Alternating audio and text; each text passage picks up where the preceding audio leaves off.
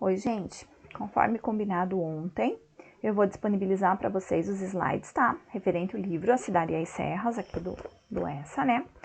Para que possa auxiliar para responder aquelas perguntinhas. Então, vamos aqui a alguns comentários breves, né? Sobre a obra novamente. Então, A Cidade e as Serras, né? Do autor português Eça de Queiroz. Aqui uma citação, né, que encontramos no livro: os sentimentos mais genuinamente humanos logo se desumanizam na cidade. Um trecho ali para refletir.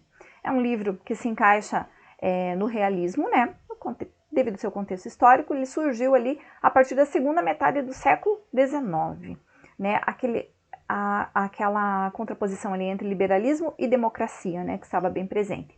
As ciências evoluem e os métodos de experimentação e observação da realidade passam a ser vistos como os únicos capazes do quê? De explicar o mundo físico, né? É a exaltação da ciência. Em 1870, iniciam-se o quê? Os primeiros sintomas da agitação cultural. Aqui no Brasil, isso teve início em Recife, São Paulo, na Bahia e no Rio de Janeiro, que ocorre aquela transformação no aspecto social. O realismo, gente, ele iniciou na França, tá? Em 1857, isso falando de literatura, né? Com a publicação do livro Madame Bovary, tá?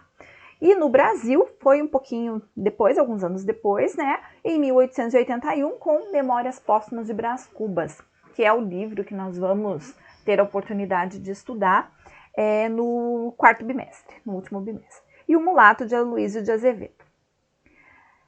Quanto à temática da obra do Eça aqui na Cidade e as Serras, gente, ele pretende o quê? Ele faz uma crítica, né? Ele critica o quê? O progresso técnico urgente e rápido na virada do século XIX ali para o século XX. Eça de Queiroz julgava ao fim da vida, porque esse livro, no entanto, é assim, ele tem uma curiosidade.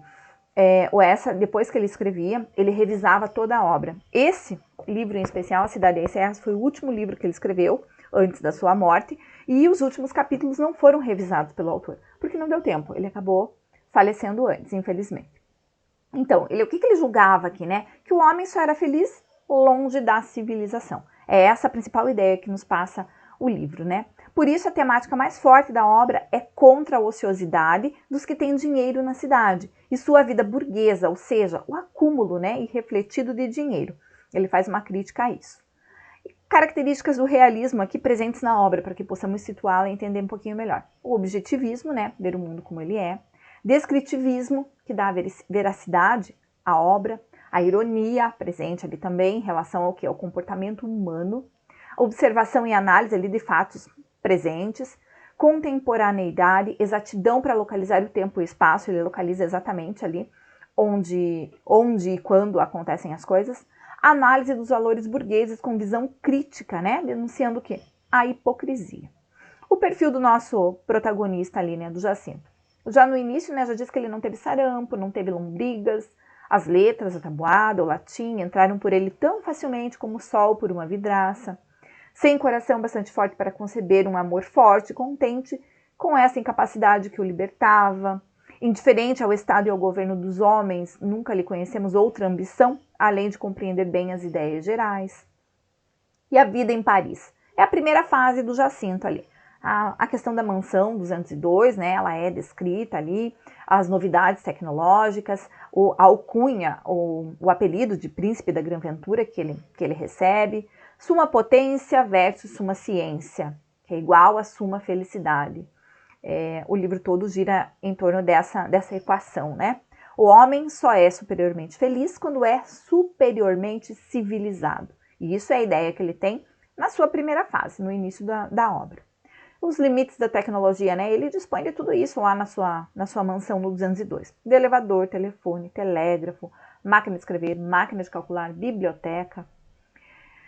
Aqui nós temos um pouquinho aqui das ideias do filósofo, né, do Schopenhauer, né, que diz respeito à segunda fase do Jacinto, né. Claramente percebia que meu Jacinto atravessava uma densa névoa de tédio, tão densa e ele tão afundado na sua mole densidade. Essa daqui é a observação do Grilo, né, o seu mordomo, que conclui que ele sofre de fartura.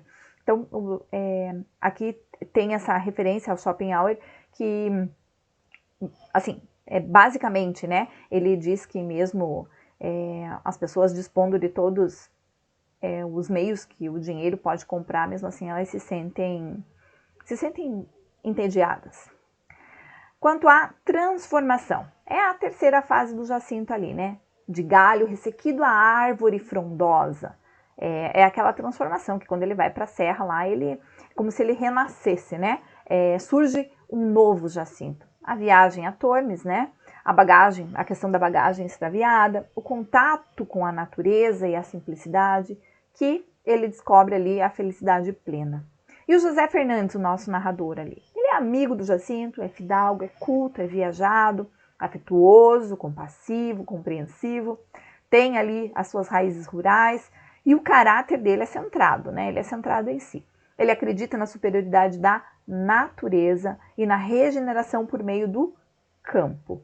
Tem um importante papel na evolução e mudanças ocorridas aqui com o amigo Jacinto. Ele é um narrador personagem e testemunhal, irônico e bem-humorado. O bom humor ali, conformismo, né? O que podemos atribuir de bom humor, né? Justificar o bom humor nele. Referente ao conformismo em situações desesperadoras. Um exemplo é a chegada em Tormes, né? Em que as bagagens foram extraviadas, a maneira que ele reage. A ironia. Tu tens em abundância os 4 elementos. O ar, a água, a terra e o dinheiro. Aqui, ironicamente, ele coloca o dinheiro aqui junto com os 4 elementos, né? Uma das características de Zé Fernandes, né, é a importância que ele dá aos instintos, sobrepondo sua capacidade de sentir ou de pensar. Assim, tanto desilusões amorosas quanto preocupações sociais são tratadas com almoços extraordinários ali. Ele resolve as coisas de uma maneira simples, ele conduz a vida de uma maneira mais simples. Ao longo do romance, ele procura o quê? Provar o engano, né? Que as crenças civilizatórias do seu amigo Jacinto de Tormes ali podem conduzir, embora o admire exageradamente. Ele admira o amigo, porém, ele tem noção desse equívoco ali na maneira de pensar. Aqui, o que o livro traz de reflexão. O homem pensa ter na cidade a base de toda a sua grandeza, e só nela tem a fonte de toda a sua miséria. Na cidade, findou a sua liberdade moral, cada manhã lhe impõe uma necessidade o arremessa para uma dependência. Sobre o subalterno, a sua vida é um constante solicitar, adular, vergar, rastejar, aturar. E rico e superior como um Jacinto, a sociedade logo enreda em tradições, preceitos, etiquetas, cerimônias, praxes, ritos, serviços mais disciplinares que de um cárcere, um quartel. Aqui tem essa reflexão contrapondo ali as pessoas com mais condições financeiras e os subalternos, né, o que tem menos condições, o que a cidade lhe impõe ali. E é verdade, né, gente? Se a gente for refletir, isso é bem verdade. Mas o que a cidade mais deteriora no homem é a inteligência. Nesta densa e pairante camada de ideias e fórmulas que constitui a atmosfera mental das cidades, o homem que a respira, nela envolto, só pensa todos os pensamentos já pensados. Só exprime todas as expressões já exprimidas. Todos intelectualmente são carneiros, trilhando o mesmo trilho, balando o mesmo balido, como um focinho pendido para a poeira onde pisam em fila. E aqui tem o belo Jacinto, o que é a bela cidade. Ou seja, aqui a reflexão, né, de que